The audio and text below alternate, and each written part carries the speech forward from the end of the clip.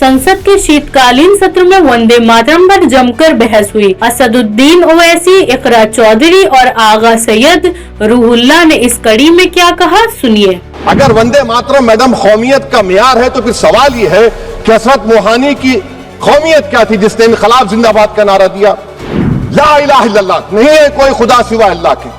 और कुरान में अल्लाह क्या बोल रहा, इय्याका नाबुदु इय्याका नस्तईन, कि मेरी इबादत करो मुझे मानो। आप गाते हैं, हम नहीं गा सकते हैं, इसकी एक वजह है। आप ये चाहेंगे कि हम भी गाएं, मुमकिन ही नहीं है। वंदे मातरम सिर्फ अतीत की ललकार नहीं, ये वर्तमान की जिम्मेदारी है। यही समय है कि हम वंदे मातरम को सिर्फ नारा नहीं, नीति और जिम्मेदारी बनाए। बहुत बहुत शुक्रिया आपका कि आपने एक अहम मौजू पर मुझे बोलने का मौका इनायत फरमाया। और बड़े अफसोस की बात है कि बड़ी धूमधाम से हुकूमत की तरफ से इस बात को रखा गया, मगर 30 से ज्यादा एमपी यहां पर मौजूद नहीं है। मैडम, पहले तो मैं वजीर आजम की इस बात की मजम्मत करता हूं और उनको बताना चाहूंगा कि जिना के बारे में जो कहा था, हम तो जिना के सख्त मुखालिफ है, इसलिए भारत को अपना वतन माने। मगर 42 में आपके प्यारे वीर और जिना की पार्टी ने नॉर्थ वेस्ट फ्रंटियर, सिंध और बंगाल में मिलकर हुकूमत चलाई और उस हुकूमत ने 1.5 लाख हिंदू और मुसलमानों को अंग्रेजों की फौज में शामिल कराया ताकि वो लड़े। तो किसी शायर ने अच्छा कहा था वजीर आजम के बारे में कि फरेब देकर जमाने को पारसा ना बनिए, इन्हें कहो कि वो बंदा बने खुदा ना बने, अमीर शहर यही चाहता या हजरत कि हमारी चीख गले में रहे सदा ना बने। दूसरी बात मैडम, हमारे वजीर दिफा जनाब राजनाथ सिंह साहब ने बड़ा ही अजीब व गरीब और तकलीफ दे बात कही उम्मुल मोमिनीन के बारे में और उम्मुल किताब के बारे में। उम्मुल मोमिनीन उनको कहते हैं जो हमारे प्रॉफिट मोहम्मद सल्लल्लाहु अलैहि वसल्लम की वाइफ हैं। वो हम तमाम मुसलमानों की माँ, हम उनको तस्वुर करते हैं, मगर हम उनकी इबादत नहीं करते। हम अपनी माँ की इबादत नहीं करते। उम्मुल किताब कुरान है, हम कुरान की इबादत नहीं करते। कुरान अल्लाह का बिजावा कलाम है। तो उसके बारे में भी शायर ने अच्छा कहा कि खबर नहीं जिन्हें अपने दीन और मजहब की, हमें वो दीन का मतलब सिखाने निकले हैं। अहम बात यह है कि मैडम, हमारे मुल्क का आइन क्या इस लफ्ज से आगाज होता है, वी द पीपल। इसका आगाज भारत माता के नाम से नहीं होता है। हमारे संविधान का जो प्रियम्बल है वो क्या कहता है, liberty of thought, expression, belief, faith and worship. अगर दस्तूर का ये पहला सफा ये बात करता है तो फिर कैसे किसी शहरी को किसी खुदा, देवी, देवता की इबादत करने पर या सजदा करने पर मजबूर किया जा सकता है? आप ही की पार्टी से आज की जो बातें हुई इसी के बोल रही हैं। हमारे कॉन्स्टिट्यूंट असेंबली में मैडम एक मोहतरमा थी रोहिणी कुमार चौधरी ने एक तजवीज दी थी कि प्रियम्बल में किसी देवी के नाम से शुरू हो। उन्होंने खास तौर से वंदे मातरम का जिक्र किया, मगर उसको कबूल नहीं किया गया। फिर केवी कामत साहब ने एक तजवीज दी कि इट्स सिटीजन्स को बदलकर हर सिटीजन्स किया जाए और खुदा के नाम से शुरू किया जाए, वो तरमीम को मुस्तरद कर दिया गया।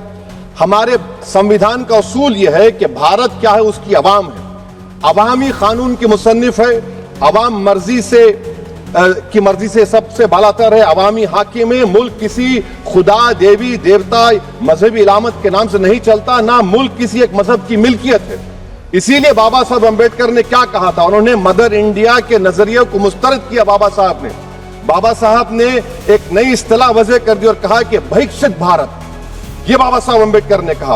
अब मैडम, अगर मजहबी आजादी इस आइन का बुनियादी उसूल है तो सवाल यह पैदा होता है कि उस वक्त हमारे जो कॉन्स्टिट्यूंट असेंबली के प्रेसिडेंट थे जनाब राजेंद्र प्रसाद साहब ने किस बुनियाद पर वंदे मातरम को कौमी तराना करार दिया? ना तो कोई सच रेजोल्यूशन है इसके बारे में। मैडम, मैं आपको बताना चाहूंगा कि जुडिशरी क्या कहती है। बीजू इमैनुअल केस है 1986 का, जिसमें जिहोवा विटनेस ने कहा कि मैं नेशनल एंथम के वक्त खड़े रहूंगी, पढ़ूंगी नहीं। सुप्रीम कोर्ट ने कहा कि उसने कोई गुनाह नहीं किया। वहीं एक 2017 का केस है अश्विनी उपाध्याय का केस सुप्रीम कोर्ट का, उन्हें कहा गाइडलाइंस दिए जाएं वंदे मातरम पर, सुप्रीम कोर्ट ने नहीं कह दिया। फिर आप आ जाइए madam, prevention of insult act national 1971, इसमें नेशनल सॉन्ग नहीं है, सिर्फ नेशनल एम्बलम और आपका नेशनल एंथम है। फिर आप आ जाइए 40th अमेंडमेंट आर्टिकल 51 है, 76 में पास हुआ, उसमें भी इसका कोई जिक्र नहीं है। मैडम, मैं आपके सामने बताना चाहूंगा कि हमारा भारत एक इसका मजमुआ क्या है। इसमें हिंदू है, मुसलमान है, सिख है, ईसाई है, जैन है, एथिस्ट है। मेहनत कश है, किसान, गरीब, मजलूम और दलित हैं। मगर अगर जो तकारीर आज हमने यहाँ पर सुनी और बाहर जो सुनते हैं, अगर भारत को देवी कहने और उसके आगे सजदा करने, तो दरअसल कौम परस्ती को, वतन से मोहब्बत को मजहब में तब्दील कर रहे, और फिर यहाँ पर बोल रहे कि अगर भारत में रहना है तो वंदे मातरम गाना पड़ेगा। भाई ये तो संविधान के खिलाफ है, सुप्रीम कोर्ट के जजमेंट के खिलाफ है। अगर वंदे मातरम मैडम कौमियत का मियार है, तो फिर सवाल ये है कि हजरत मोहानी की कौमियत क्या थी जिसने इनकलाब जिंदाबाद का नारा दिया? अगर यूसुफ मेहरली ने quit India Simon go back का नारा दिया तो उसकी कौमियत क्या थी? अगर हैदराबाद से मौलवी अलाउद्दीन जो मक्का मस्जिद का पहला मुजरिम है काला पानी में, और तुरेबाज खान जो मारकर लाश को लटका दिया गया था हैदराबाद में 8 दिन तक, उसकी कौमियत क्या थी? अगर इनायतुल्लाह काफी जो जिहाद का फतवा अंग्रेजों के खिलाफ दिया मुरादाबाद में, जब उनको 2 दिन में फांसी की सजा दी गई, और जब फांसी की सजा के जा रहे हैं तो इनायतुल्लाह मौलाना काफी की जबान पर क्या था? वो रसूलुल्लाह हमारे प्रॉफिट की नात पढ़ रहे थे। क्या पढ़ रहे थे? कोई गुल बाकी रहेगा ना चमन रह जाएगा, पर रसूलुल्लाह का दीन हसन रह जाएगा। तो उनकी कौमियत क्या थी? माल्टा की जेल में महमूदुल हसन, हुसैन अहमद मदनी 6 महीने माल्टा की जेल की ग्राउंड में पड़े रहे, उनकी कौमियत क्या थी? अल्लामा फजल खैराबादी का वो सेल काला पानी का पुकार कर इनसे पूछ रहा है, जो वहीं पर मर गए, खबर वहां पर है, बताओ मेरी कौमियत क्या थी? मैडम मैं एक मुसलमान हूं, मैं इस्लाम को मानने वाला बावकार इंसान हूं, और मेरे मजहब की बुनियादी तालीम तौहीद है, ला इलाहा इल्लल्लाह, नहीं है कोई खुदा सिवा अल्लाह के। और कुरान में अल्लाह क्या बोल रहा? इय्याका नाबुदु इय्याका नस्तईन, तुम मेरी इबादत करो, मुझे मानो। मुझे कहां से मिल रहा? आर्टिकल 25 से मिल रहा है। मुझे कहां से मिल रहा है? Liberty of thought, expression, belief, faith and worship से मिल रहा है। तो इसको जोड़ना ये बहुत ही खतरनाक होगा। और हमारे प्रॉफेट मोहम्मद सल्लल्लाहु अलैहि वसल्लम जब मदीने को गए तो उन्होंने उस वतन के लिए दुआ की, कहा कि अल्लाह मदीने की मोहब्बत हमारे दिलों में और इजाफा कर दे, मक्के से ज्यादा कर दे। तो ये इस्लाम, मुसलमान होना, हमारे ईमान में मुल्क की मोहब्बत बीच में नहीं आती, और मुल्क से मोहब्बत है और रहेगी हमेशा, क्योंकि ये अजीम कुर्बानियां यहां पर शामिल है जिन्होंने जंग आजादी में हिस्सा नहीं लिया। आज अगर वो वतन की मोहब्बत का दर्ज देंगे तो बड़ा गलत होगा। मैडम मैं आपके सामने एक चीज पढ़ूंगा। 1937 रविंद्रनाथ टैगोर ने लेटर लिखा सुभाष चंद्र बोस को, मैं सिर्फ किसी ने नहीं पढ़ा ये। क्या कहा टैगोर साहब ने? But parliament is a place of union for all religious groups and there the song cannot be appropriate. When Bengali Musliman show sign of stubborn fanatism, we regard it intolerable. When we too copy them and make unreasonable demands, it will be self-defeating. ये मैं इसको ले करूंगा madam, आप देख लीजिए। फिर दूसरी तरफ मैडम आप आ जाइए, मैं यहाँ पर बैठकर, हाँ जितने तकारीर यहाँ पर हुए सब जनगण मन पर तनकीद किए। तो मैडम मुझे ये कहना पड़ेगा कि जनगण मन पर आप लोग इतनी तकलीफ क्यों उठा रहे हैं? आखिर इतनी तकलीफ क्यों है? तो मैं जब जाकर देखा तो मुझे 28 दिसंबर का ऑर्गेनाइजर मैगजीन का आर्टिकल मिला, जिसमें ऑर्गेनाइजर लिखता है कि what is the moral sanction behind government choice of Jana Gana Mana, except that it can be made an item of entertainment at the sumptuous parties thrown by government officials. आप बताइए इसका बोलेंगे आप? और फिर उसके कैंड कैसा करते हैं? It will mean we can not love our motherhood. Madam please, it will mean that Vande Mataram is buried alive with the word Jan Gan Mana on the tombstone, for the tomb will also be of Jan Gan Mana of the will of the people. इस पर आप क्या बोलेंगे? Madam मैं आपको ये बताना चाह रहा हूं कि वतन की मोहब्बत हमारे लिए बहुत अहम है, मगर ये बताइए हमको कि अभी मैडम यहाँ पर आनंद मठ के बारे में बहुत कुछ कहा गया। मैं सिर्फ 2 मिसालें आपको देता हूं। आनंद मठ के पेज नंबर 70 और 80 को पढ़ लीजिए। इसके बाद सनातन जहां मुसलमानों के घर पाते थे, इन्हें आग लगा देते थे। आप पेज नंबर 98 पढ़िए। हमें सिर्फ इन मुसलमानों को जड़ से खत्म करना है, क्योंकि खुदा के दुश्मन बन चुके हैं। फिर आप पेज नंबर 115-16 दीजिए। फिर मुख्तलिफ इलाकों में मुसलमानों को सजा देने के लिए भेजे जाते, जहां मुसलमान आबादी नजर आती जला दिया जाता। फिर आप देख लीजिए मैडम सफे नंबर 120 पेज 120, बंकिम लिखते हैं कि सनातियों को मालूम नहीं था कि अंग्रेज हिंदुस्तान को निजात दिलाने वाले हैं। ये आप क्यों कर रहे हैं? अब आप मैडम, मैं आपको पेपर्स दे कर दूंगा। मैडम भारत में हमारी आजादी इसलिए आई और बरकरार रही कि हमने मुल्क और मजहब को एक चीज नहीं बनाया। हमने ऐलान किया कि हमारी मुल्क मुख्तलिफ तबकात मज़ाहिब पर मुश्तमिल है। हमारे मुश्तरका तकदीर हमारी कौमियत का सरचश्मा है। यह खास जबान, सखावत, मजहब नहीं है।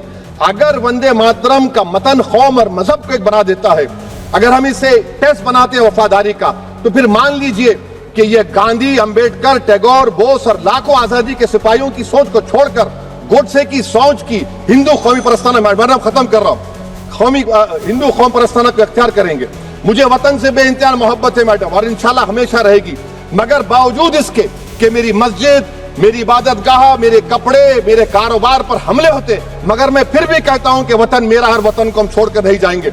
मगर हुब्बुल वतनी का क्या मुतालबा है? हुब्बुल वतनी ये कहता है कि वतन से मोहब्बत है तो जुल्म को खत्म करो, गरीबी को खत्म करो, बेरोजगारी को खत्म करो, जबर का खात्मा करो, अमन का गहवारा बनाओ, पाकिस्तान की दहशतगर्दी को खत्म करो, एक्सप्लॉयटेशन को रोको, शरारत को रोको, मुल्क के खिलाफ की जाने वाली साजिश खत्म करो। मैडम, भारत एक चमन है जहां पर हर फूल को खिलना चाहिए, और अगर कोई इस फूल के अगर पूरे फूल खिलेंगे तो उसकी खुशबू से ये वतन मुअत्तर होगा, मगर अगर इस चमन का माली ये कहेगा कि एक ही फूल खिलेगा, तो मैं जिम्मेदारी के साथ कह रहा हूं, अगर एक ही फूल खिलेगा तो वो सहरा बन जाएगा और माली माली नहीं रहेगा, वो जल्लाद कहलाएगा। तो इसीलिए मैडम, हम उम्मीद करते हैं कि हुकूमत इस पर जोर जबर ना करे। मेरा राइट है, यकीनन मैं जानता हूं कि आजादी के लड़ाई में वंदे मातरम का नारा था, मगर अगर आप इसको जबर करेंगे तो ये संविधान के खिलाफ है। वफादारी का सर्टिफिकेट हमसे मत लीजिए मैडम, खत्म कर रहा हूं, वफादारी का सर्टिफिकेट हमसे मत लीजिए। आपके बुजुर्गों के कोई एक किताब में लिख के क्या लिखा है बता दीजिए, कहां पर क्या लिखा हुआ है। तो मैं मैडम, मैं इस शेर पर अपनी बात को खत्म कर रहा हूं मैडम, मैं इस शेर पर अपनी बात को खत्म कर रहा हूं मैडम, मैं अपनी बात को खत्म कर देता हूं मैडम, क्योंकि आप बहुत जल्दी में हैं। कि भारत जिंदाबाद, हिंदू मुसलमान जिंदाबाद, दलित जिंदाबाद, ईसाई जिंदाबाद, आदिवासी जिंदाबाद, जो किसी खुदा को नहीं मानते वो भी जिंदाबाद, और मैडम सब पिछड़ा सब आ गया इसमें। तो हम उम्मीद करते कि इस रूह को आप समझेंगे, अगर आप सिर्फ अपनी आइडियोलॉजी को लेकर चलेंगे। और आखिर में मैडम, जनाब बंकिम चंद्रा साहब के बारे में मैं आपके सामने डॉक्यूमेंट लेकर रहा हूं कि उन्होंने बीए का एग्जाम पास नहीं किया था, 7 मार्क्स से फेल हो गए थे, ये भी रख रहा हूं। तो आप जिसको लिटरेरी जायंट बता रहे, ये नहीं है। बहुत बहुत शुक्रिया मैडम चेयरपर्सन, बहुत बहुत शुक्रिया इस डिबेट में हिस्सा लेने के लिए जो आपने टाइम दिया। नेशनल सॉन्ग वंदे मातरम पे डिस्कशन हो रहा है सुबह से, और मैं ये समझता हूं कि इस मुल्क में इस नेशनल सॉन्ग के साथ किसी का ना एतराज है, ना कोई दो राय है, एहतराम है हर किसी का इस सॉन्ग को लेके। मगर मसला सिर्फ तब पेश आता है जब जो तकरीरें सुबह से इस तरफ से हुई, बीजेपी की तरफ से और लाइक माइंडेड जो इनकी पार्टीज है, जब ये कहा गया कि हिंदुस्तान में रहना है तो वंदे मातरम गाना है। ये कहा गया कि आप तभी इस मुल्क के बाशिंदे हो जब आप ये गाना गाओगे। एतराज तब शुरू होता है। आप वंदे मातरम को नेशनल सॉन्ग मानते हैं, हम सब मानते हैं, आप गाते हैं, हम नहीं गा सकते हैं। इसकी एक वजह है, और उस वजह की आजादी हमें इस मुल्क के आईन ने ही दी है। कभी कभार कुछ मामलों में दो चीजों के दरमियान क्लैश होता है, एक नेशनल कंसेप्ट और आपकी रिलीजियस फेथ, और ये यूनिवर्सल है, इटर्नल फैक्ट है, चाहे किसी भी मजहब से कोई भी वाबस्ता हो, मुसलमान हो, हिंदू हो, सिख हो, वो इटर्नल आइडेंटिटी अपने मजहबी अकीदों को मानता है, वो प्रायोरिटी अपने मजहबी अकीदों को देता है। मैं एक छोटी सी एग्जांपल दूंगा। इस मुल्क में सिटीजनशिप छोड़ने की तादाद लाखों में है पिछले कुछ सालों से, उसमें मेजॉरिटी हिंदू धर्म से वाबस्ता लोग हैं जिन्होंने दूसरे मुल्कों में सिटीजनशिप ली और इस मुल्क की सिटीजनशिप को वॉलंटियरली छोड़ा। मगर जब उन्होंने अपनी इस टेम्परेरी आइडेंटिटी को तब्दील किया, नेशनैलिटी को तब्दील किया, क्या उन्होंने अपनी रिलीजियस आइडेंटिटी को तब्दील किया? क्या वो हिंदू से किसी और मजहब में तब्दील हुए? नहीं, उन्होंने तब टेम्परेरी आइडेंटिटी को तब्दील किया, मगर इटर्नल आइडेंटिटी को उन्होंने थामे रखा, क्योंकि वो उनके लिए इटर्नल आइडेंटिटी है। मजहब, धर्म इटर्नल आइडेंटिटी है, इटर्नल बिलीफ है। हम कल सब चले जाएंगे इस दुनिया से, पासपोर्ट, आधार कार्ड यहीं पे छोड़ के चले जाएंगे। ये जब चले जाएंगे अपने साथ अपने धार्मिक का जो काम किए हैं वो साथ में ले जाएंगे। पासपोर्ट और आधार कार्ड नेशनैलिटी अपने साथ नहीं लेंगे। जब मैं इस दुनिया से चला जाऊंगा, पासपोर्ट, आधार कार्ड, ये टेम्परेरी आइडेंटिटी यहीं पे रह जाएगी। मेरी इटर्नल आइडेंटिटी, मेरी मजहबी आइडेंटिटी, मेरे मजहब के अकायद मेरे साथ चलेंगे, जिस तरह इनके साथ चले जाएंगे, वो इटर्नल आइडेंटिटी है। और जब ये क्लैश सामने आता है, तब हमें कॉन्स्टिट्यूशन ही ये आजादी देता है कि आपकी रिलीजियस फंडामेंटल जो फ्रीडम है, आप उस रिलीजियस फ्रीडम को इस मुल्क में कॉन्स्टिट्यूशन के हवाले से उस रिलीजियस फ्रीडम को एक्सरसाइज कर सकते हैं। और वंदे मातरम का जब मसला पेश आता है, जब यह कहा जाता है कि आपको ये जबरदस्ती गाना पड़ेगा, हम तब यह कहते हैं कि आप गाए, हम एहतराम देते हैं। नेशनल सॉन्ग है, हम उसका भी एहतराम करते हैं, उसमें दो राय नहीं है। आप गाए, हम एहतराम के लिए खड़े हो जाएंगे। मगर आप ये चाहेंगे कि हम भी गाए, मुमकिन ही नहीं है, हो ही नहीं सकता है। आप चाहेंगे, अब सब्र करो। सुबह से इतने लोग बोलते आ रहे हैं, प्लीज क्लियर को एड्रेस करें आप। तो जवाब सुनने का भी मादा रखा करो। आप गाइए, आप बोलिए नेशनल सॉन्ग है, आप बोलिए नेशनल सॉन्ग है, कोई दो राय उसमें नहीं है। मगर हम पे थोपिए मत। कॉन्स्टिट्यूशन इस चीज की हमें आजादी देता है। और आप खुद कहते हैं कि वंदे मातरम गाने की ईजाद ही आजादी के लिए हुआ, बेशक हो। आजादी किस चीज के लिए? आजादी इस चीज के लिए, हिंदू के हिंदू होने की आजादी, और इसी तरह से मुसलमान के मुसलमान होने की आजादी, सिख के सिख होने की आजादी। और वो आजादी आप मुझसे छीन नहीं सकते हैं, किसी भी नाम पे नहीं छीन सकते, किसी भी दबाव में नहीं छीन सकते, किसी भी सिख से उसके मजहब की आजादी नहीं छीन सकते, किसी भी हिंदू से उसकी मजहब की आजादी नहीं छीन सकते, और किसी भी मुसलमान से उसके मुसलमान होने की आजादी नहीं छीन सकते। कोई भी दबाव मुझे मजबूर नहीं कर सकता है। आप गाइए और हमें वो आजादी दे दीजिए। ये मजहबी आजादी मुझे आपसे दूर नहीं करता। वही मजहब जो मुझे ये कहता है कि लकुम दीनकुम वलिय दीन, आपके लिए आपका दीन, मेरे लिए मेरा दीन, जिसको कॉन्स्टिट्यूशन ने आजादी दी, ये क्या कि फंडामेंटल राइट है रिलीजियस फ्रीडम। हमारा कॉन्स्टिट्यूशन हमारे कुरान की उसी आयत की तर्जुमानी करता है। 2 मिनट दे दीजिए मैडम। तर्जुमानी करता है कि आप अपने दीन पे चलिए, हमें अपने दीन पे अमल करने की आजादी दे दीजिए। आप ही की तरह बात जबरदस्ती की है, बात किसी और चीज की नहीं है। और ये डिबेट, मुझे पता है ज्यादा वक्त नहीं मिलेगा, बस 1 मिनट में मैं पूरा कर रहा हूं। और ये डिबेट सिर्फ और सिर्फ इसलिए हो रहा है कि जब हिंदुस्तान का हिंदू हो, मुसलमान हो, सिख हो, इनसे पीने के लिए साफ पानी मांगे, सांस लेने के लिए साफ हवा मांगे, रोजगार मांगे, जब इनसे महंगाई के खिलाफ, महंगाई के बारे में जवाब मांगे, जब इनसे रोजगार मांगे, तब ये सिर्फ ये बोल सके कि रोजगार के बारे में बात मत करो। वो देखो मुसलमान, हमने उसको मजबूर किया वंदे मातरम गाने के लिए। वो देखो मुसलमान, हमने उसकी मजहबी आजादी को खत्म किया।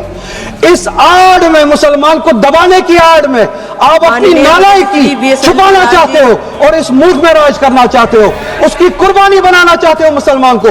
और मुसलमान इस बेगैरती का कुर्बान कभी होगा नहीं।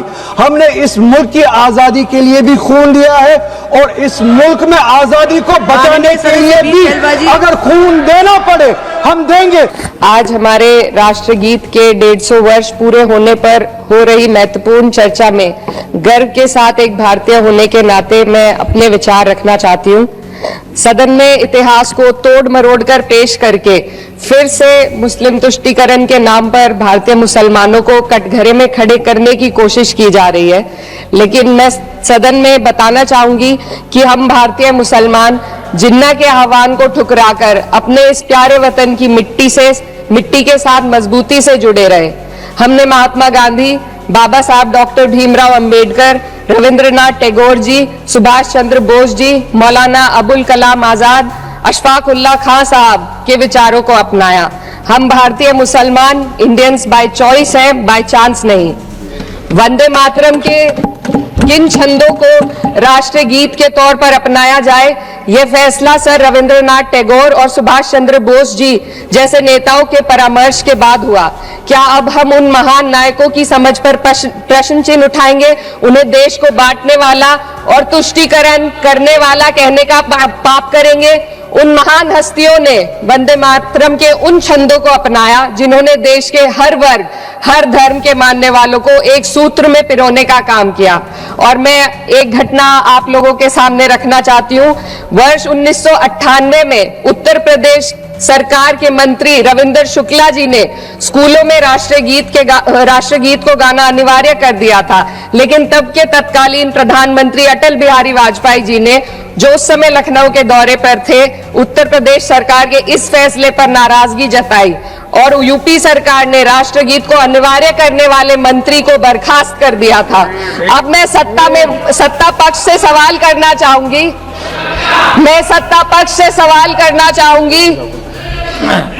बोलने दीजिए।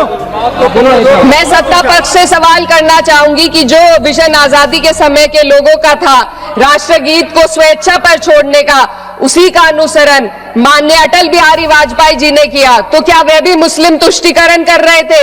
जी नहीं, अटल बिहारी वाजपेयी जी राजधर्म निभा रहे थे।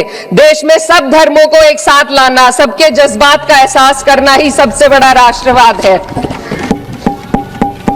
माननीय अध्यक्ष महोदया, आज हमें वंदे मातरम के असली भाव को समझना जरूरी है। यह गीत तो देश के जल, जंगल, जमीन, हरियाली और निर्मल हवा की वंदना को समर्पित है। यह भारत की जन जन की मंगल कामना करता है कि भारत का हर नागरिक स्वस्थ रहे, सुरक्षित रहे और सम्मान के साथ जी सके। सुजलाम सुफलाम का अर्थ है, सुनिए, ऐसा देश जहां स्वच्छ और पर्याप्त जल हो, जहां नदियां जिंदा हो, बहती हो, जीवन देती हो। अध्यक्ष महोदय, लेकिन अब जरा यमुना का हाल देखिए। दिल्ली प्रदूषण नियंत्रण समिति की 2025 की रिपोर्ट बताती है कि यमुना के कई हिस्सों में बीओडी स्तर 127 mg पर लीटर है तक पहुंच चुका है, जबकि किसी जीवित नदी के लिए ये 3 mg पर लीटर से कम होना चाहिए। ये सिर्फ नदी का संकट नहीं है, ये किसान का संकट है। नमामि गंगे के नाम पर हजारों करोड़ रुपए खर्च हो गए, लेकिन सच्चाई ये है कि आज भी गंगा और यमुना के किनारे किसान मजबूरी में उसी जहरीली पानी से खेती कर रहा है। वही जहर अनाज में उतरता है और वही जहर किसान की जिंदगी को धीरे धीरे खत्म कर देता है। अध्यक्ष महोदय, जब पानी जहर हो जाएगा तो सुजलाम कैसे होगा? जब किसान बर्बाद होगा तो सुफलाम कैसे होगा? मलयज शीतलम, मलय का अर्थ है मलय पर्वत से बहने वाली ठंडी सुगंधित चंदन जैसी हवा जो जीवन देती है, बीमारी नहीं। आज मैं इस सदन से पूछना चाहती हूँ, क्या आज के भारत की हवा मलयज शीतलम है? नहीं अध्यक्ष जी, बस संसद से बाहर कदम रखिए, एक गहरी सांस लीजिए। ये चंदन की महक नहीं, ये जहर है जो आपके हमारे फेफड़ों में उतर रहा है। दुनिया के 20 सबसे प्रदूषित शहरों में से 13 भारत में है। दिल्ली की हवा में सांस लेना मानो रोज 20 सिगरेट पीने जैसा हो। भारत हर साल सर्दियों में जहरीली हवा के प्रकोप में घिर जाता है। AQI गंभीर स्तर पर आ जाता है। ठंडी हवा का सपना अब gas chamber, ma'am 2 minutes, gas chamber की हकीकत बन चुका है। हम वो देश हैं जहां सरकार प्रकृति पर बने गीत का मान मर्दन तो करती है, पर उसी प्रकृति, जंगल, हवा, पेड़ को बचाने वाले कानूनों को धीरे धीरे खुद ही खत्म कर रही है। यह है आज के हमारे मलयज शीतलम की अफसोसजनक सच्चाई। अगर हम हवा को साफ नहीं कर पाए तो न सुजलाम बचेगा न सुफलाम बचेगा।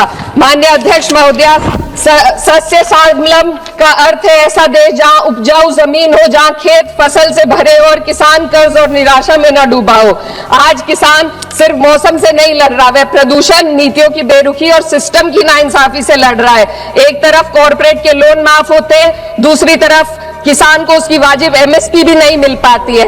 आप ग्लोबल सुपर पावर बनने की बात करते हैं, लेकिन हमारी पर कैपिटा इनकम दुनिया में 136वें नंबर पर है। हम अपने छोटे पड़ोसी देश से भी पीछे हैं। हमारे लोग $2,500 तक भी नहीं कमा पा रहे एक साल में, और जिन अरबपतियों की ये रक्षा करते हैं वो इतना पैसा 1 सेकंड में कमा लेते हैं। आज वंदे मातरम को बुनियाद बनाकर राजनीति की जा रही है, लेकिन जमीन पर जंगल पूंजीपतियों को सौंपी जा रही है। आदिवासियों को उनके घरों से उजाड़ा जा रहा है।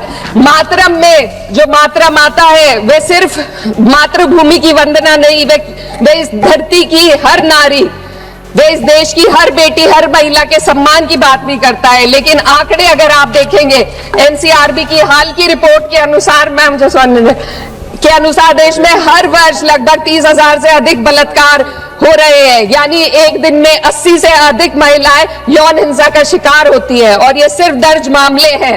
जब जम्मू कश्मीर की एक बच्ची हिंसक अत्याचार का शिकार होती है, जब सत्ता से जुड़े लोगों पर आरोप लगते हैं और कार्रवाई वर्षों लटक जाती है, जब उन्नाव की पीड़िता लखनऊ के दरबार में इंसाफ को लेकर अपनी जान देने पर आमादा होती है, जब बिल्किस बानो के अपराधियों का सरकार के लोग द्वारा स्वागत किया जाता है, तो ये घटनाएं वंदे मातरम की आत्मा पर चोट पहुंचाती है। मैं अध्यक्ष महोदया बस यही कहना चाहती हूं अपनी बात को अंत में रखते हुए कि वंदे मातरम सिर्फ अतीत की ललकार नहीं, ये वर्तमान की जिम्मेदारी है, ये आत्म मंथन की घड़ी है। यही समय है कि हम वंदे मातरम को सिर्फ नारा नहीं, नीति और जिम्मेदारी बनाए। और अपने जज्बात को मैं आलमा इकबाल साहब के तराना हिंद के साथ इस सदन में रखना चाहती हूँ कि सारे जहां से अच्छा हिंदुस्तान हमारा, हम बुलबुले हैं इसके, ये गुलसिता हमारा, मजहब नहीं सिखाता आपस में बैर रखना, हिंदी है हम, वतन हिंदुस्तान हमारा।